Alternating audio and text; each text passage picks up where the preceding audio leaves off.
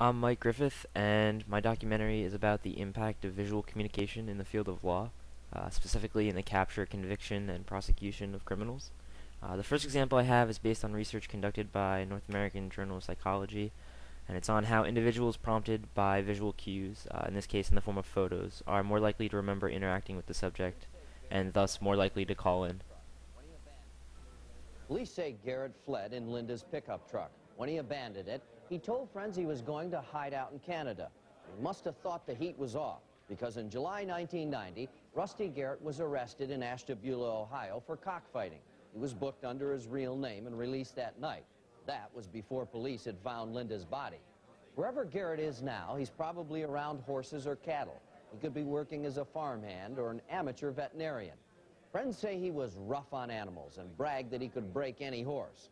Well, one horse broke him. Garrett has a bad leg now. He also has severe arthritis and walks with a waddle, like a duck. Garrett's a big eater, and as you saw in our reenactment, he rarely goes anywhere without a can of beer. Police think by now he may have ballooned up to 270 pounds or more. Don't let Russell Edward Garrett slip through the manhunt tonight. Call 1-800-CRIME-92. Since it's airing, America's Most Wanted has helped capture over 1,000 criminals, so it's definitely an effective visual communication tool in the field of law. The next example I have is about how visual communication can actually hamper legal proceedings, or in this case, even lead to wrongful convictions. Now that DNA has exonerated more than 230 men convicted mainly for sex crimes and murder, criminologists have been able to go back and study what went wrong in those cases. What they've discovered is that 75% of those innocent men were convicted in part because an eyewitness fingered the wrong person, and that in all of those cases, the real perpetrator was not in the initial lineup. Gary Wells, a professor of psychology at Iowa State University, has been studying eyewitness memory for 30 years.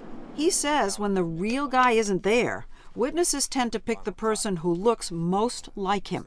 Wells showed me a study in which more than 300 subjects were shown deliberately shaky videotape of a simulated crime. You look out a window and you see some suspicious behavior. What happens is we tell them later then, this person that you saw right there put a bomb down the air shaft there. Then subjects are shown a lineup and asked to identify the bomber.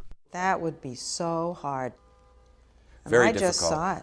And of course, you're particularly cautious right now. You know now, after we've talked, probably not to pick anyone. No, actually, I actually know who it is, because if I had come upon that, I think it's this guy. Am I wrong?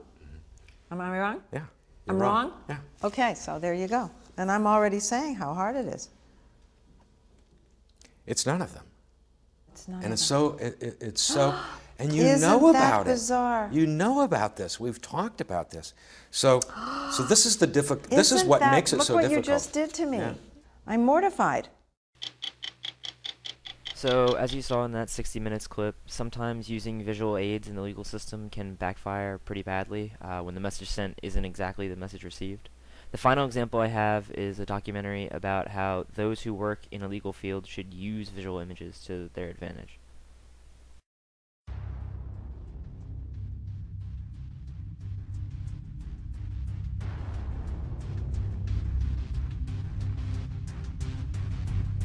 The horrors of war have always generated powerful visual images, but nowadays they reach a much wider audience.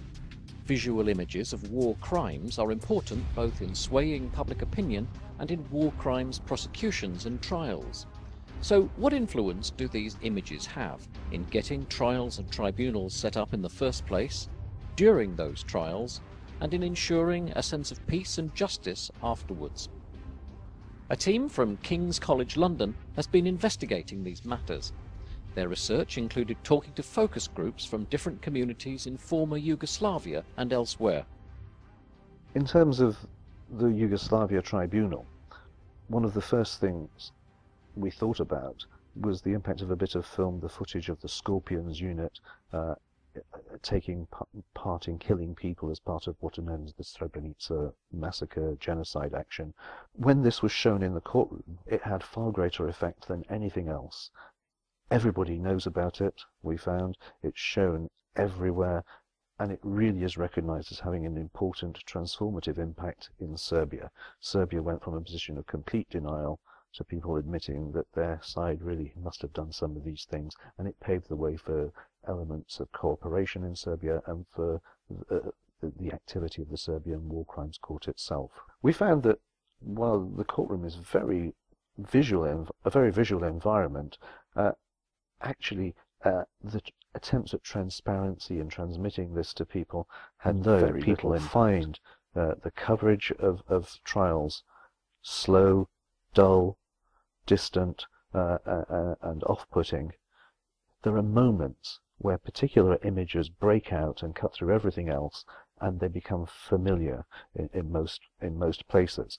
And this is important information if we want to take it away, because those working with tribunals, those thinking about wider missions of peace and security in judicial bodies, in governments, need to understand that if they're going to have effect, if they're going to make a difference in terms of peace and justice, then it's using outreach and using images with outreach that is going to be most enormously important at all of the three stages we identified, and particularly in terms of its impact beyond the courtroom.